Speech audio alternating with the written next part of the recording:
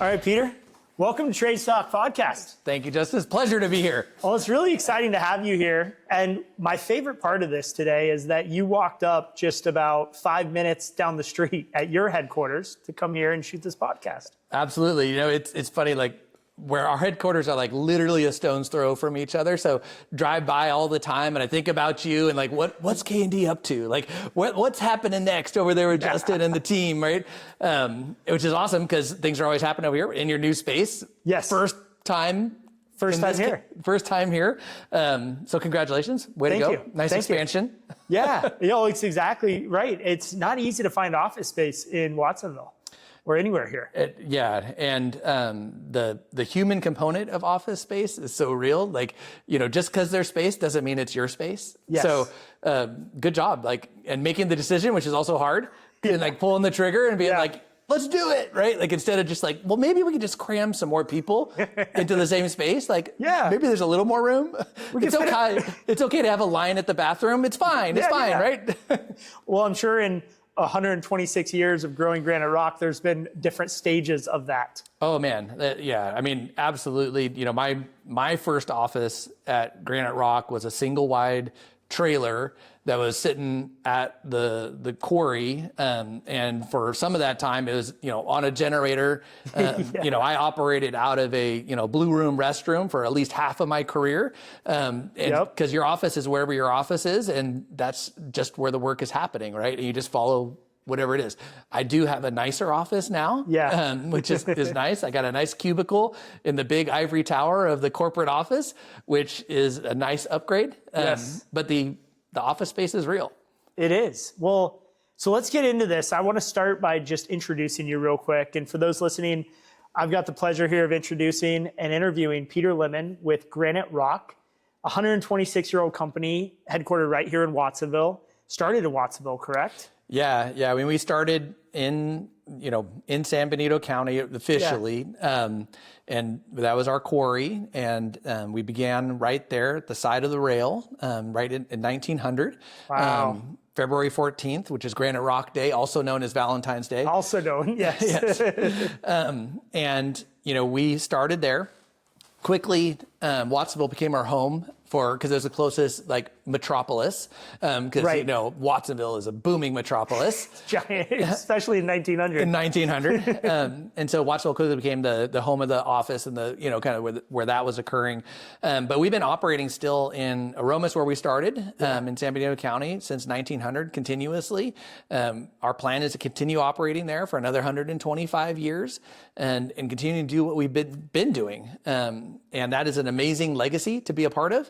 And it's very exciting to be thinking in the terms of not only years and decades, but also centuries in an organization.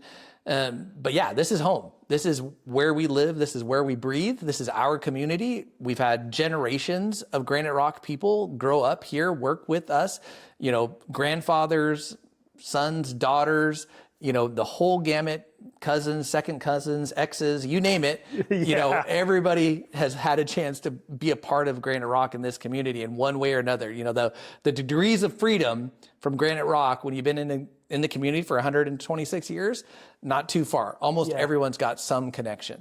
Well, you know, it's funny you mentioned that right now because my cousin, Bobby Green, he's listening to this, I'm sure. He started as a security guard just about 6 months ago at the Wilson Quarry. He just got promoted and got into the Local 3, and he's now operating one of the loaders out there. See, there you go. Not too far away. And he's a young kid. So it's all related. Good for him. That's an amazing place. The Wilson Quarry as a place to visit and go see. Man, it is an amazing operation. And that's exciting. And working there is even better. And it's intimidating. I was 16 and I learned how to drive stick shift on a 1985 GMC dump truck.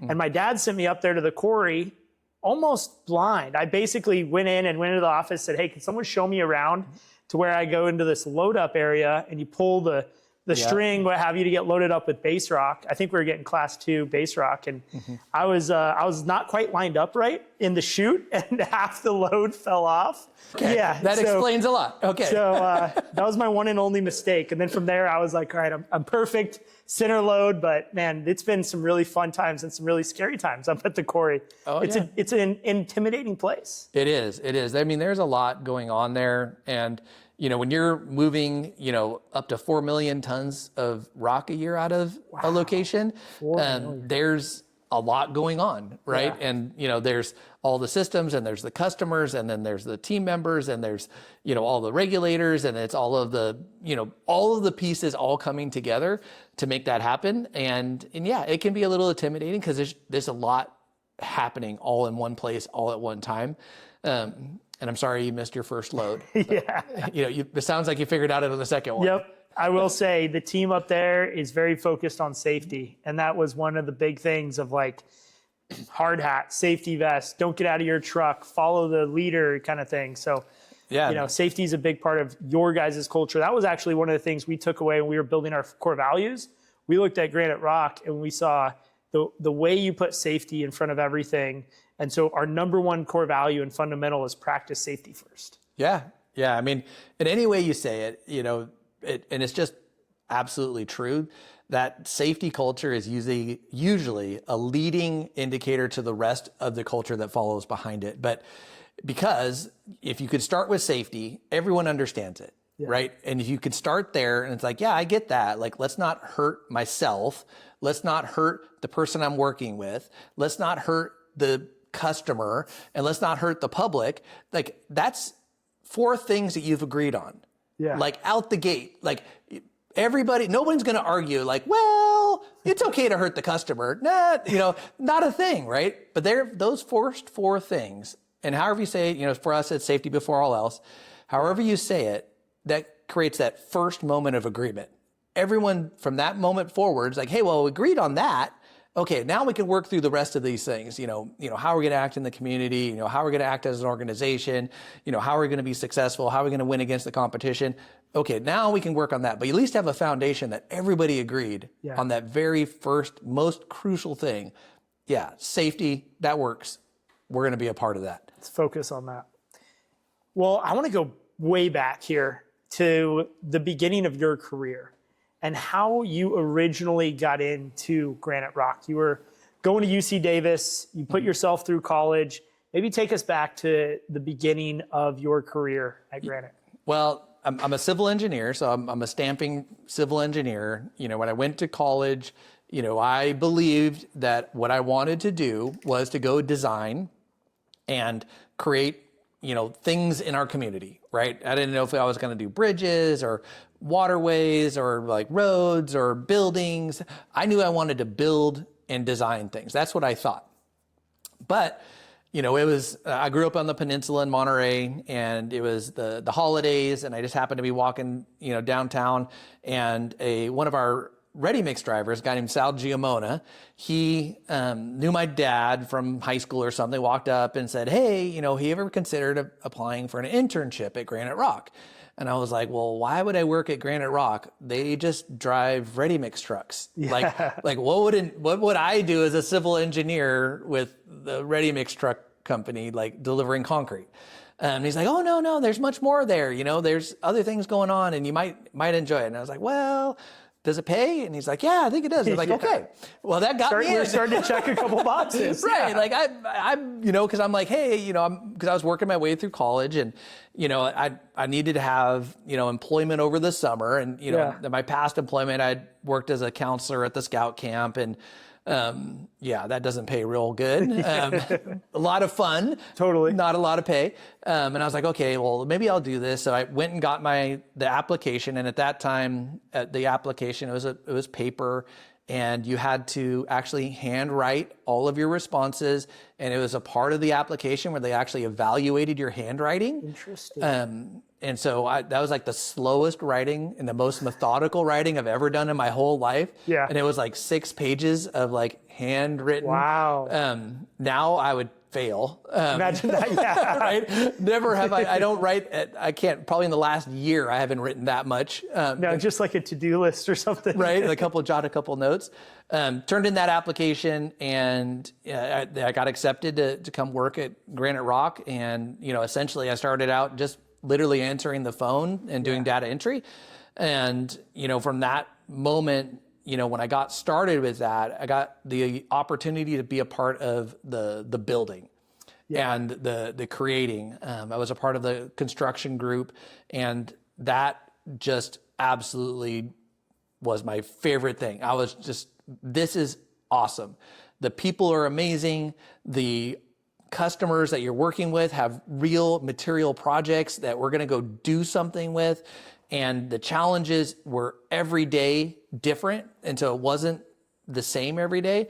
And that for me was just magic. Yeah. And so from that moment, I was an intern for 3 years. So I spent 3 years interning. And I came back full time after that. And then from that point on, I just did whatever Graniterock needed me to do. And I just said yes to every opportunity, whether it was estimating or project engineering or being a weighmaster or running our logistics fleet or going to run the quarry or now becoming the CEO and president. I just, whatever you want to do, let's go.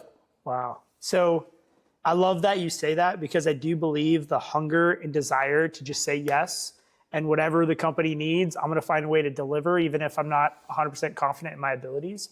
I've noticed that's a characteristic of people who move up through an organization in a very positive way. And I've noticed others that are trying to, put other people down to get ahead, never really make a lot of traction.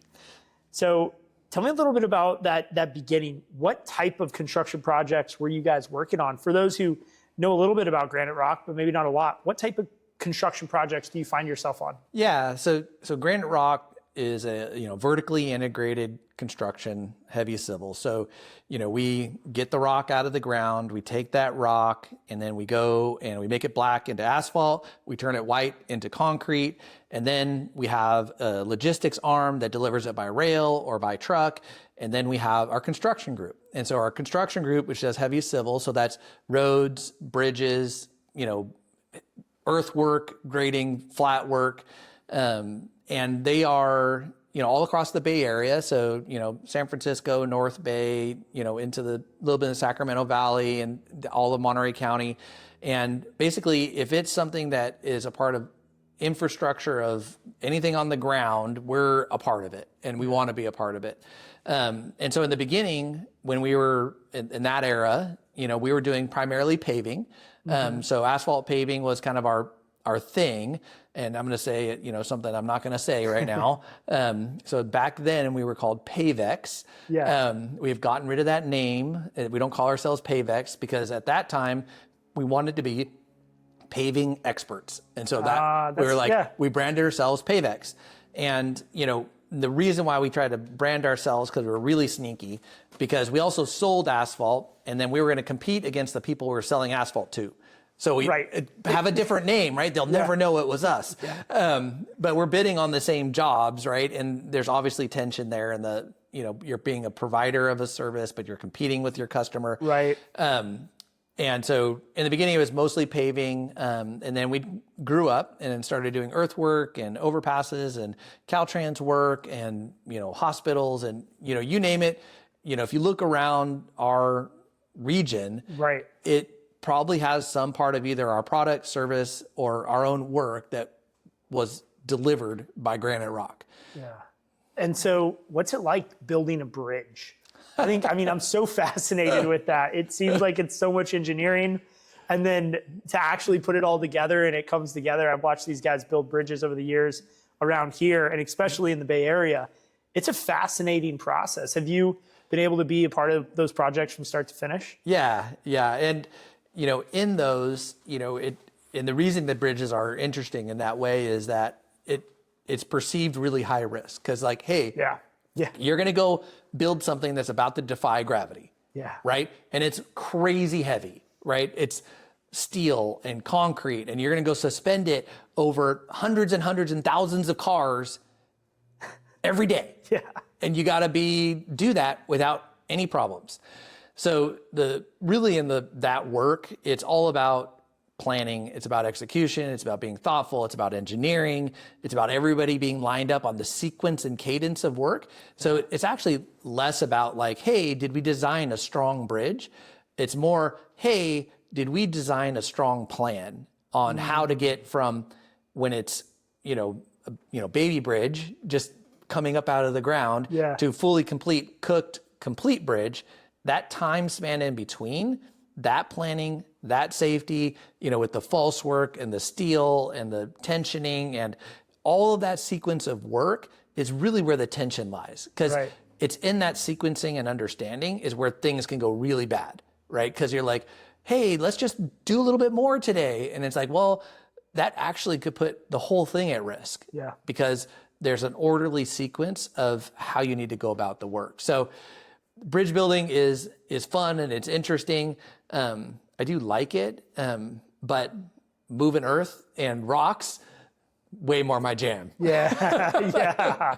Because when you're moving rocks and moving earth, it's just, you've got a pretty clear path forward. There's less coordination of different subcontractors and different specialty trades. It is. You're just pushing forward. It is. And there's more opportunity for, what I'll say is like individual contribution in that work because, hey, someone's got a good idea. Hey, we can do this a little bit different. You can kind of like make that adjustment and then get things to be a little bit better because it takes a whole team to execute that. And the bridge work, because of that structure and timing, it's like you're a little bit locked in. Like once you say go, like there's kind of that sequence. And there's things that people can make better for sure.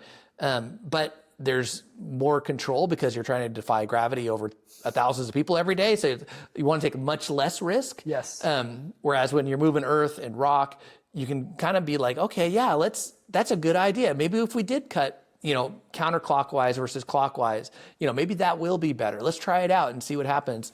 So there's more room to be, curious and innovative there, at least in our industry, which sounds crazy. It's like, really, Peter, like moving dirt, like curiosity, innovation. It's like, well, it's true, but you're spending so much money so fast with such huge capital investment of iron that those little tiny tweaks mean so many dollars. Oh my gosh, yeah. Well, if you're grading a large project, like a track home development or something, the amount of money in machines and then the fuel per hour and the wages per hour, the amount of dirt you can move in an hour or a day is pretty amazing. And to be able to see that, I've watched it, with landscaping, we're kind of waiting for all that to be done for us to come and do the work. Mm-hmm. So I've gotten to watch a lot of dirt be moved in my time. And I'm just fascinated by the ability to look at this ungraded place, look at a topographical grading map, and then watch these guys with land movers and dozers and trucks just maneuver the land into be this perfect level or maybe not level place. It's really actually kind of an art. It is. And the critical thing there is everything is heavy, everything is expensive, and you don't have any room to do things twice. So, there's, like carpenters, they like measure twice, cut once, right? In earthwork moving, it's like, well, what's the big deal, right? Like, just move it again, right? Like, it's fine. It's just dirt, right? Yeah. But you're spending real money. So being able to do it right, do it efficiently, do it in one pass in the right way, in the right order, is the really interesting and fun part there. Yeah. And the stuff's big, right? Oh my gosh. And big equipment, doing big stuff. Moving mountains is just really exciting. So that brings me to this question about the quarry, because this is one of the biggest quarries that I know of. Maybe you have some stats on that.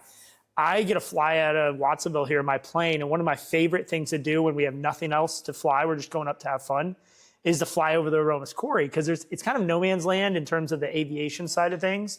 And you get this beautiful, spectacular view on a part of the land that is really hard to actually understand just how big the quarry is and what an amazing operation that is.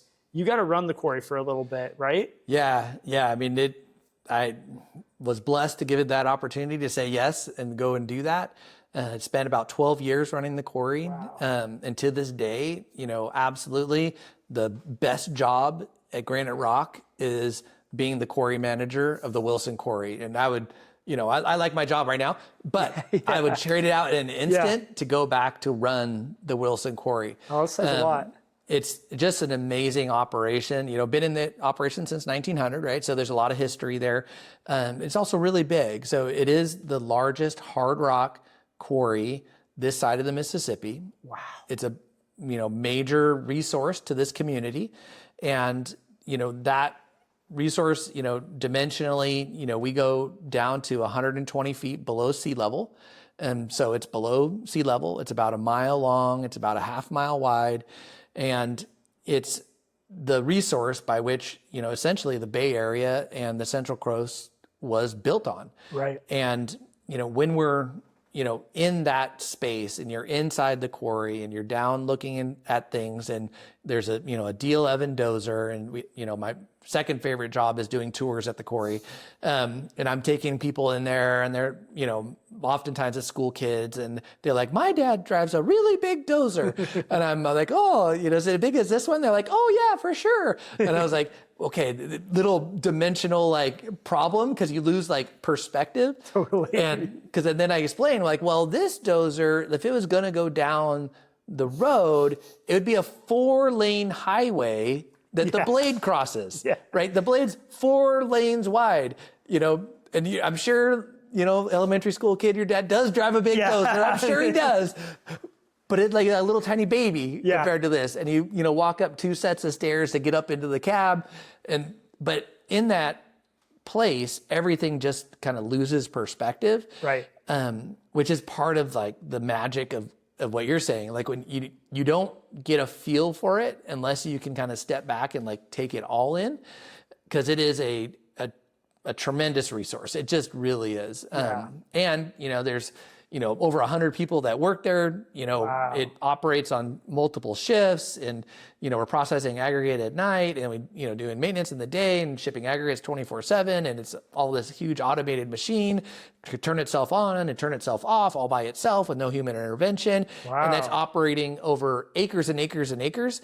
And that to me is just so amazing. And you're right, hard to perceive that. However, if you're in Aromas and it's October, which is actually Rocktober, just to be clear. Just to set the record Set straight. the record straight. It's actually no more February 14th. That's Granite Rock Day. That's Granite Rock Day. And Rocktober, we run a 10K and 5K run at the quarry. So you get to go run down inside it. We invite all the community to attend that. And that is kind of a really magical moment, kind of what you're saying, to get people to see it and experience it, right up close. And it's amazing. I mean, people, when they see it and they experience it, it's just not what they expect it to be, because you have to go there, right? It's like Disneyland for rocks. It is. Right? It's just amazing. It's something you got to go to and experience.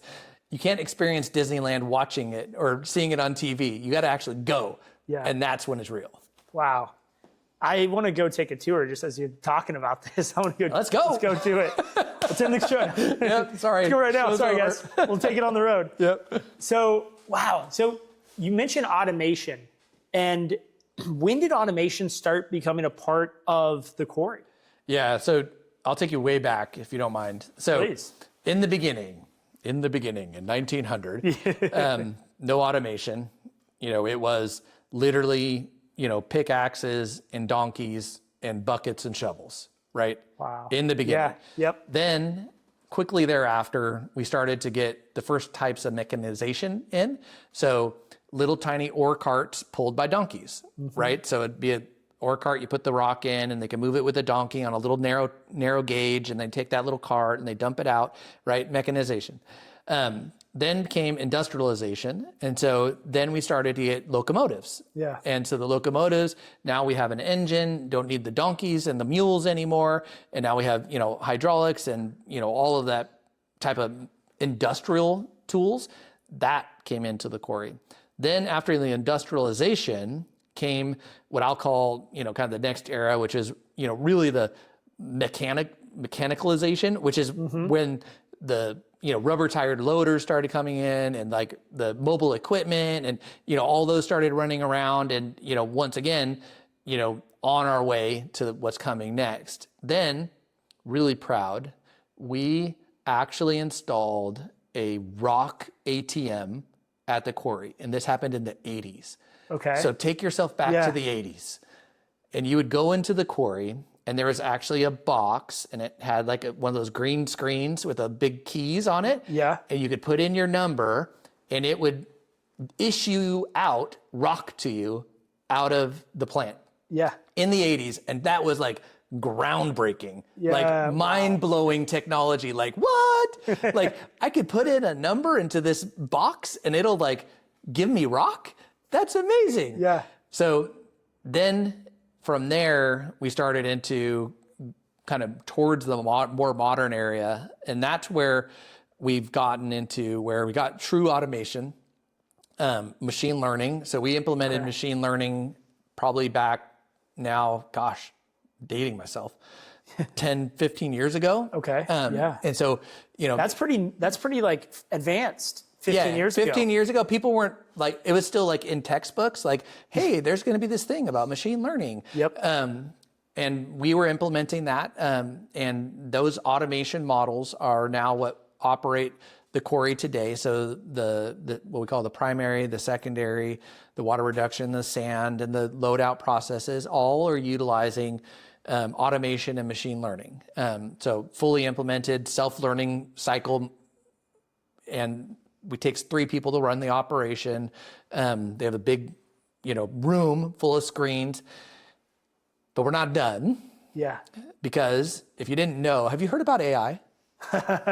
Just barely. They've got this thing that's new. It's called this artificial intelligence. Tell me about it. Yeah. Something about large language models or something. Yeah. I know nothing. So now that's also going to be a part of what happens next. Wow. And so, yeah. For us, it's a very natural progression. Over 126 years, you learn to adopt the technology that is being adopted, learning how to be the difference between bleeding edge and cutting edge, and where does it apply into your business.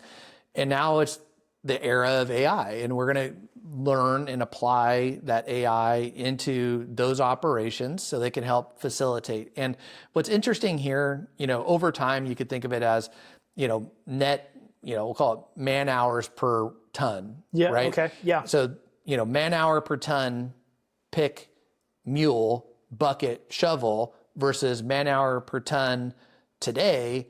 I mean, it is not magnitudes. It's like exponentially more tons per man hour, right? And in this AI moment, it'll be interesting to see if it affects, that arc, or if it's going to affect more of these other dimensional things, and not necessarily in throughput, but in safety and in like quality of the human experience in doing the work, right? The ability to get yourself out of the machine and to be able to not, even though it's really cool to operate machines, like maybe you don't need to be in the cab, right? And maybe you could be out of the cab and then just observe it and not put yourself in harm's way. Mm-hmm. And that's where I think, in this next era, it's going to be less about, how many tons per man hour are we producing, and how can we improve the quality of what we're producing for not only the team and the operators, but for the customer, which is a different value proposition than just doing more. So you're having to adjust how you measure success to some degree, bringing on new technology. For sure. Wow. So as you go through these stages, and obviously going back 100 years, you have to make decisions around capital investment, major capital investment. When we're talking about the biggest, hard rock quarry this side of the Mississippi, how do you make those decisions as CEO today when it comes to large, 7, 8, 9-figure decisions on going into a new piece of technology or implementing and deploying automation at scale?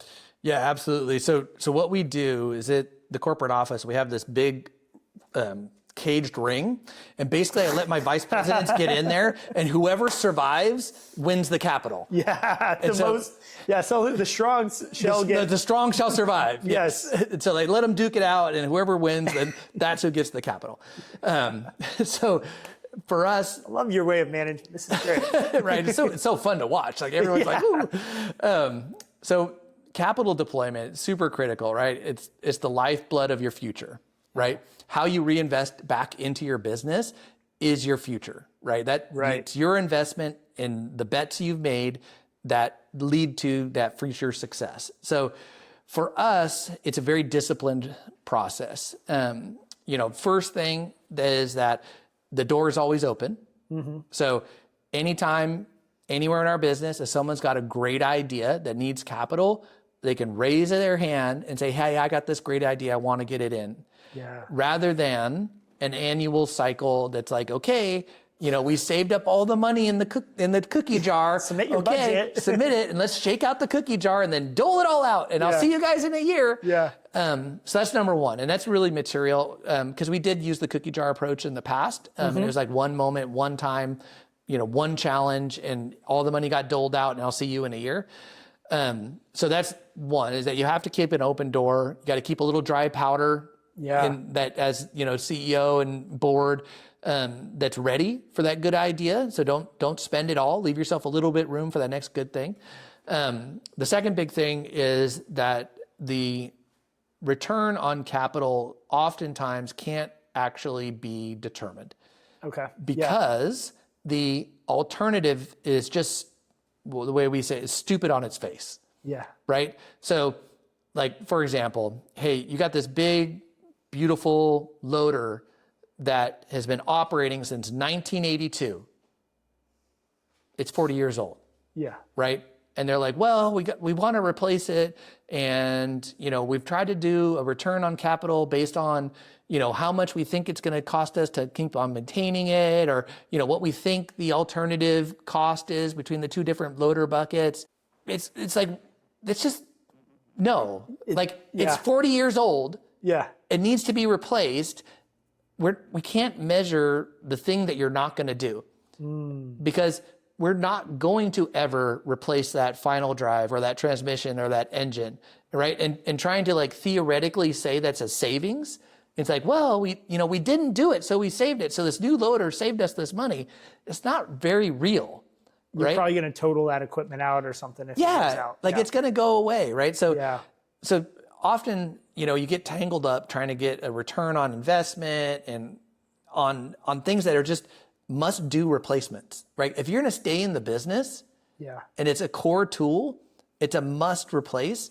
And don't get too tangled up trying to prove to yourself that it's a good idea, because if the alternative is just stupid, move on. Yeah. Right? Make the call, move on. Make the call and move on. And that leaves space and time and attention to work on the things that do need that analysis, right? The things that are going to be game changers, the things that are going to innovate, things that are going to change what you do, that you do need to invest that time and effort into before you put your capital into it. Because those are going to really change things. And those you're going to want to track and measure against and make sure that you're doing what you said you did and it's performing in the way you wanted it to perform. So that's how we do it. I would be much funner to do the cage match methodology. But ultimately it comes down to, okay, source up your ideas any time of year. Let's make sure we're doing the things that we have to do to keep the business running, and where the alternative is just stupid on its face. And then if it's something new and innovative that we need to prove out, we're going to do the math. What's the return? How's it going to affect our people, our operations, and ultimately value to the company? Yeah. I like that process. I think it's really key to not spend too much time trying to work out this long projection on a piece of equipment that, like you said, should just be replaced because it's past its useful life. Right. You've depreciated it and then some for 40 years. It sounds like it's about time. It is. And in any business, I mean, that's an extreme example, but in any business, there's assets that you fall in love with and you're like, oh, we can't get rid of that. That was my first pickup when I joined the company. Like, we can't get rid of that one. And it's like, well, time is time, right? And it's time to move on. Let's keep going, right? But you still need a pickup. Yeah. So just move on, right? Make the decision, move on, right? You got to be a leader. You got to make decisions and then just move on. So I think that's really hard for some of the founder-led companies who start the company and are still the CEO, still running it. And I took over from my dad, so I'm not the founder, and I'm able, I think, to make decisions a little more objectively, less emotionally. Sounds like you kind of have that same perspective. But for someone who maybe started their company in the last 5 to 10 years and they're very connected to those things, what's a good process for them to go through to try to remove the emotions from some of these capital investments, whether it's buying a new weed eater, right, of a small landscape company, or it's investing in a whole new, truck, trailer, skid steer setup for a construction company? Yeah, no, absolutely. So a couple parts to that is, one, Graniterock is still family owned. I am not a part of that family. I'm just a professional that works for the company and works for the family. Maybe that gives me a little bit of freedom to be a little bit more push and pull and radical. It also gives me a level of accountability to perform. Because, I want to perform for the owners. I just do at my core, right?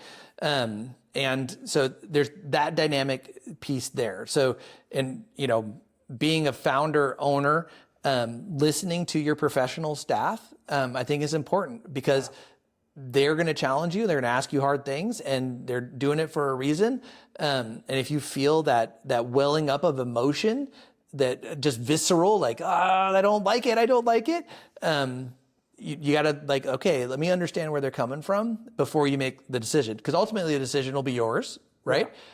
But listen before you act. So, ownership versus professional management, don't forget to listen to the people that you hired because you hired them for a reason.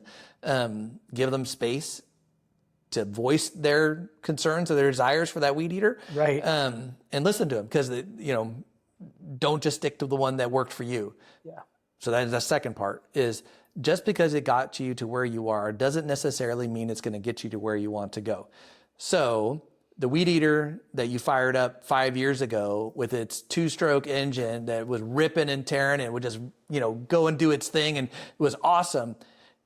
That's not allowed, at least in California and many places anymore. Isn't. Yeah. So you gotta move on, right? And even though you're like, dude, that thing would totally did the best production. Like, why would we ever not keep buying those? Like, it's not the future of where you need to take your company. Just like the donkeys and the carts back in the pick days. Right. And there's pain in that moment. And there's pain for us too. I mean, even in the big gear, you're like, hey, this model of, 992 size loader has been amazing for us. Well, Cat's moved on to the next model version and you got to let it go, right? Like you could live in the used 992 model space and keep buying used equipment to stay there, but you got to be ready to move on and understand what you need next. How do you create a culture that embraces that type of innovation?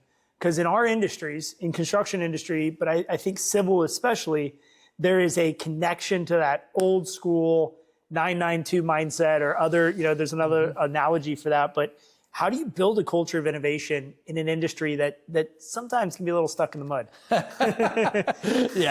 Seriously stuck in the mud sometimes. Literally.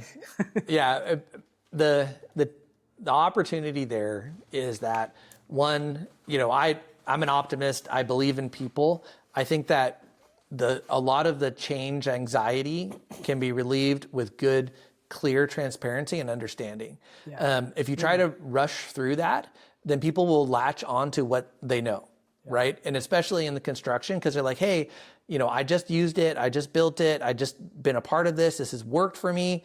And, gosh, this is a risky business and it's a hard business. Why would we change? And you got to spend the time to get that transparent communication on, okay, this is how we're going to move on, right? And you got to listen to their concerns and you got to provide them a mitigation, even though you may not want to, even though it may not be rational, right? And it's like, okay, for them it's real. And if you don't spend the time to listen, provide the mitigation for the concern, then they will just not want to adopt it and they will ensure failure of the adoption of the new thing. So it's making sure they feel heard. They got to be heard, right? Why? Like, why are you concerned about switching from, because I was a part of the era when, the motor graders switched from, levers to joysticks, right? Like huge transition, right? Whole skill set of how you operated that piece of equipment to electronic controls. but you have to work through those people and you have to convince them that they're concerned. And some of it is real, like super real. It's like, hey, am I about to lose my job? Right. Because this is how, and this is what I do, and this is what I'm good at. And you're asking me to do something that I'm not good at. Am I going to lose my job? Yeah. Right? Real, right? Families. Major fear. Right? Like people they're caring for. And this decision that the company made, is that putting that core, like why you're working at risk? But you got to spend the time, right? You got to be like, hey, I understand that concern. Here's what we're going to do, right? We're going to keep both for a little while so you can learn this one. While you learn this one, we're going to give you training. We're going to be tolerant of you not performing at the same level as you were. But you have to give them some semblance of mitigation. If you're just like, hey, we got the new thing, get in it and get going. Ooh, that's going to be a moment. Yeah, that's not how you create change and safety. No. So, yeah. And what's that training look like? I mean, I've got to imagine the culture is a constant culture of training if you have a constant culture of innovation. Yeah, I mean, Graniterock very much is a people company. So the majority of our training all comes through that people, connection and succession of passing on your knowledge to the next person. So, and that's the place of like the greatest trust, right? Because you have to trust your teacher, you trust your trainer. And so that's where we lean into, right? So is that, someone will have to come in and train the trainer, right? And be like the official person that's the, Cat or John Deere, official trainer. They'll train somebody. And then that Graniterock person that people trust would be the one that trains everybody else. Because that trust is the primary, currency to allow the learning to occur. Because otherwise, that professional trainer can sometimes have a lot of friction, right? And you're just not going to get full adoption. Sometimes you can run them in parallel and have two together, and it's a little bit time with the pro, a little bit time with the Graniterock person, and kind of tag back and forth. But you got to have that trust currency in place and operating to let change occur. Yeah, I really like that. I think we sometimes just go for the professional, and they know everything, and they're saying all the right things. But if you're in the field and you're running a dozer, running equipment every day, and then you go sit in a classroom environment, and you're listening to this, well-dressed individual tell you all this stuff, you're kind of in the back of your head. You're like, bullshit. I don't trust what you're saying, Right. And they're likely technically 100% correct on everything they're giving them, but it's not going to go in. Yeah. It's just going to stop right there at the door, boop, and fall dead. Yep. Yeah. That's a really, really great point. That's a nugget there we can take away. So we've talked a lot about the last 126 years. What's the future look like for Graniterock? What's the next 125 years, 126 years look like? Yeah. So the good thing about, the industry we're in, I'm a firm believer, what we're going to be doing is what we've been doing as it goes to, the communities we're operating in, the work that we do. I think that flying cars will someday probably come on the scene, but heavy delivery of goods is going to stay on the ground. So we're still going to need roads. We're still going to need bridges. So I think we'll make it through the next 125 years without a major critical disruption. I think that there's a lot of opportunity in the quality of life space of what happens next over the next 125 years based on, what we're asking out of our people to go and do as far as the manual part of the work, because there's a lot of heavy, hard, difficult things still in our industry.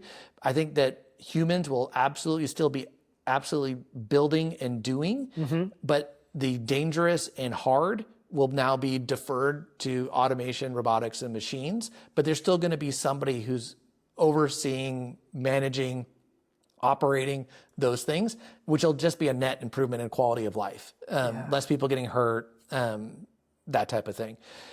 Graniterock, we have rock to spare. We'll still be getting rock out of the ground in 125 years. So we'll still be in Aromas.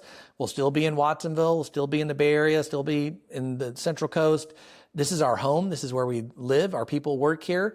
We'll just be talking about, the great grandkids of who started in the beginning of 1900, but we're not going anywhere. This is our home. This is where we want to be, and we're going to keep doing what we've been doing. I absolutely love that. And I'm cheering for you guys. As a fellow family business, we're a few generations behind you guys, but it's really great. This community is a really special place.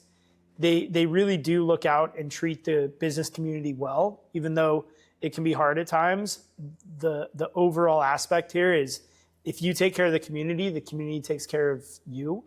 And I want to just give you guys kudos because it seems like every time I look over at some nonprofit event, Graniterock sponsoring, or some other thing like the 5 and 10K things you guys do, there's a Graniterock sponsorship behind that, doing good for the community. How much of that is part of Graniterock's success here in this community, that engagement and that constant support? Yeah, so in our work, in our industry, it's real. It's connected to the real people that are working there, and it's connected to the real people in the community in which you're doing your work. Our work doesn't live in the interwebs, right? It's not shipped out. It's not experienced on your phone. It's real. It's connected to real people's real homes, real commutes, real occupations.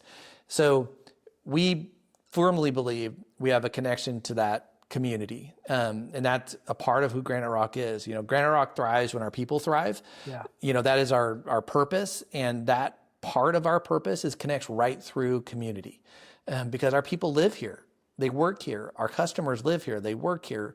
People are going to experience. Now, granted, when we're on the road and we shut a lane and you're pissed off because you're in a big backup, that's us. We apologize. Yeah. But once we're done, the road's going to be better. But we care about that community that we're in. And, on the nonprofits and the events and the things that are happening, that's primarily driven through our people. Our people are telling us, hey, this is where I'm showing up in the community. And hey, Graniterock, can you show up with me? And we're like, heck yeah, right? Yeah. If you're there, we're there, right? It's something you care about, something that we care about. And so that's how that happens for us. And we believe in our heart, the greatest kind of manifestation of us having success there is when we have a family member refer another family member. And if we're doing the right thing in our community and we're doing the right thing for our people, they'll want to join Graniterock. And so we have multiple generational family members, as well as, broad family members like cousins and second cousins and third cousins and all the other things.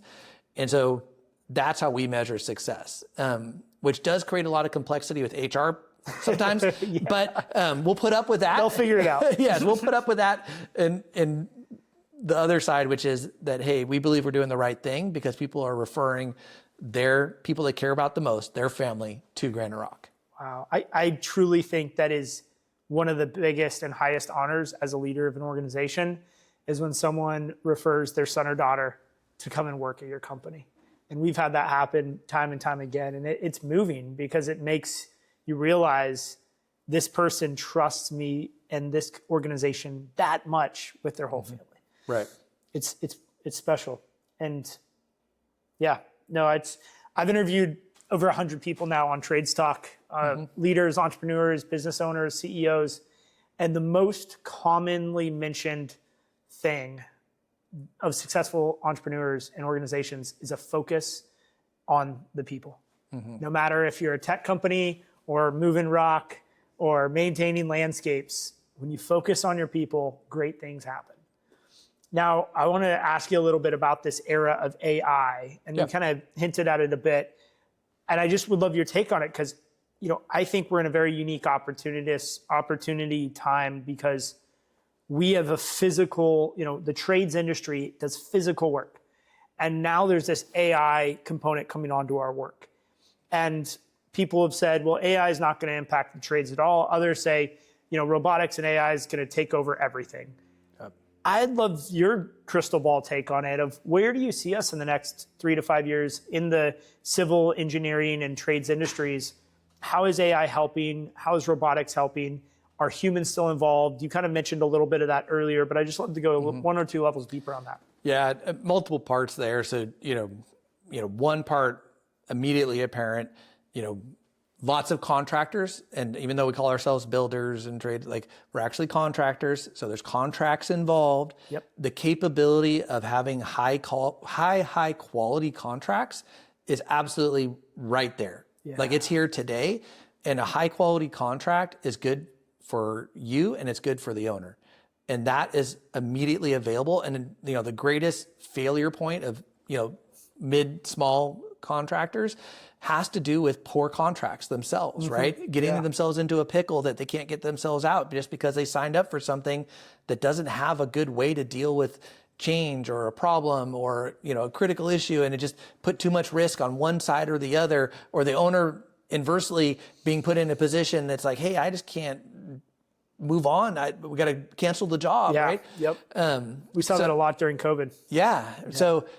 So that's one piece. And I think that's immediately available. AI is going to be there. The breadth of knowledge there has, everybody loves a lawyer, but, now you have a lawyer at your fingertips, right? And is it 100% right? No. Our lawyer's going to go away? No. But man, as a contractor, small, medium size, boy, you just upped your game 1,000-fold instantaneously. The second part that I think AI is going to be very real for is the quality of our ability to communicate with each other.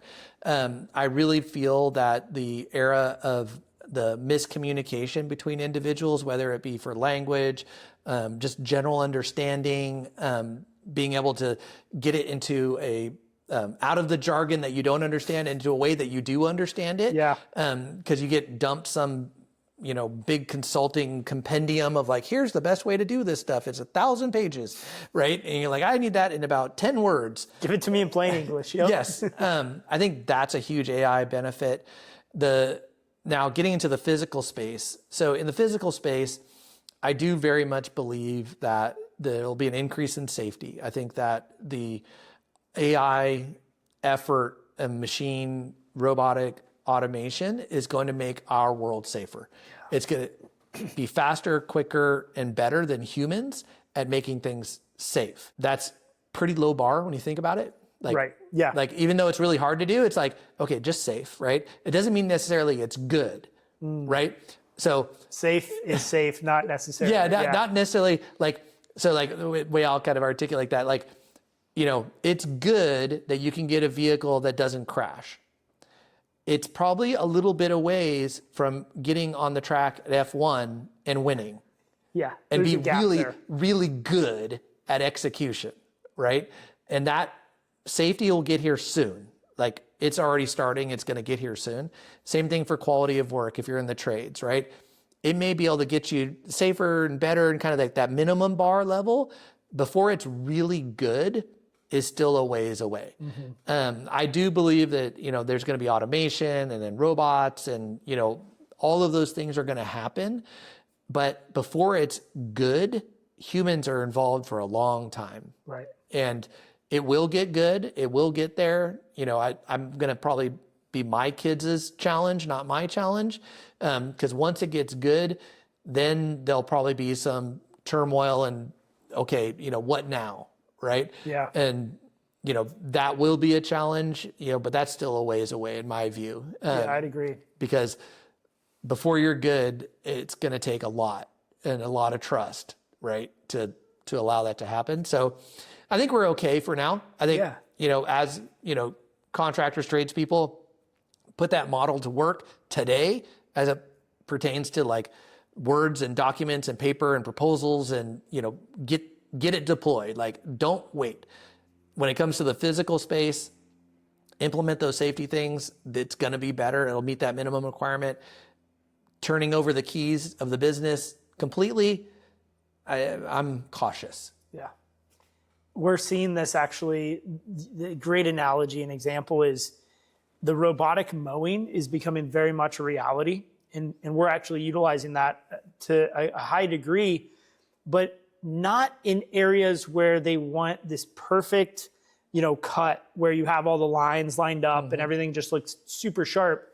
It's more of the, the little league school that they just need the grass go from tall to short. Right. The minimum bar. Minimum bar. Right. Just cut the grass. But for a high-end homeowner that wants these nice lines in their lawn, that's still going to be done by a human, and it's going to be done really well. So I think you have these areas where it's going to be easily to apply automation, and then there's areas where the human in the loop is still going to be a critical element to the overall success and deployment of whatever you're doing. Right. So either way, it's an exciting time, and It is. It's the next big evolution of technology, and we're a part of it right now. Yeah. And that is exciting for sure.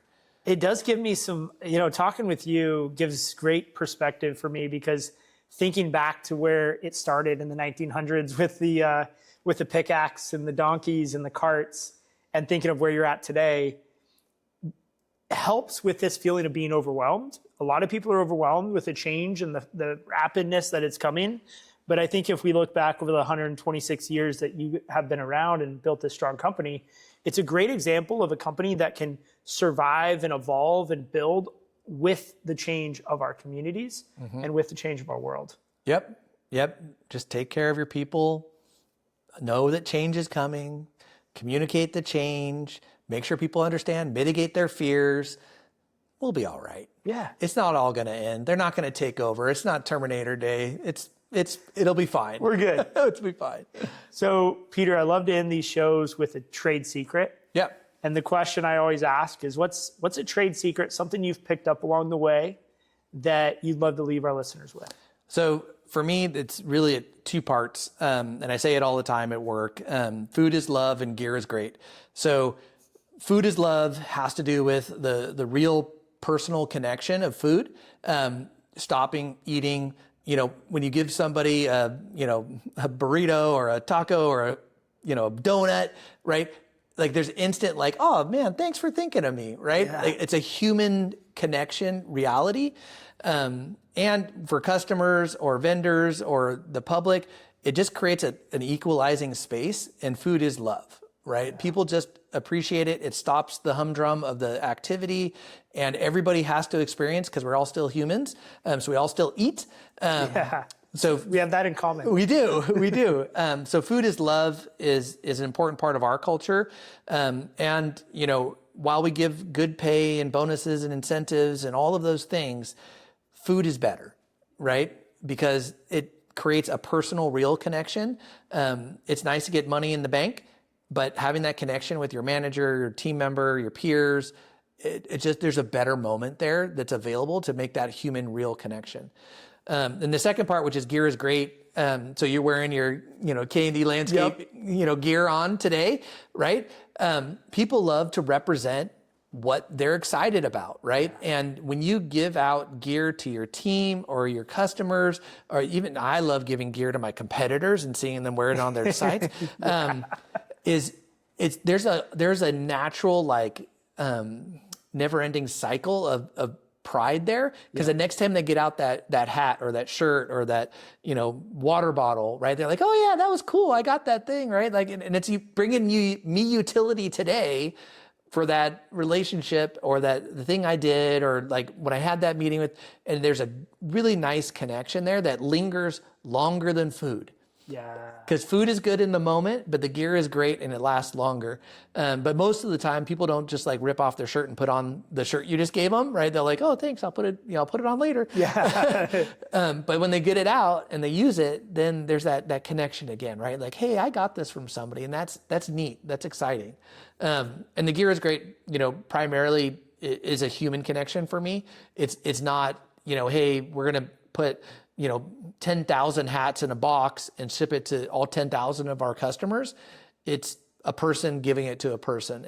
That exchange, that eye to eye, like, hey, this is for you, and I just wanted to thank you, or let you wear it around the job site to see what happens when when you put on the hat of the competitor or whatever. So food is love, gear is great.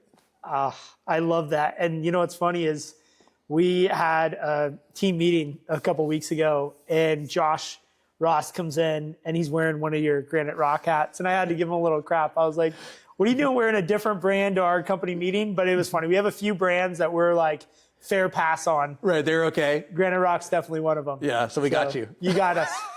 It's great. We've got a bunch of your hats. I think every one of our offices, our team has some hats up on their desk, and almost every office has a Graniterock hat. So you guys are doing a great job there. There we go. Awesome. Well, Peter, thank you so much. Thank you. It's been a pleasure. Thanks for tuning in to Trades Talk, where the next generation of disruptors comes to raise the bar. If you got value from today's episode, share it with someone in the trades who's ready to level up. For more tools, insights, and community, follow host Justin White and join the movement at jwhitegroup.com.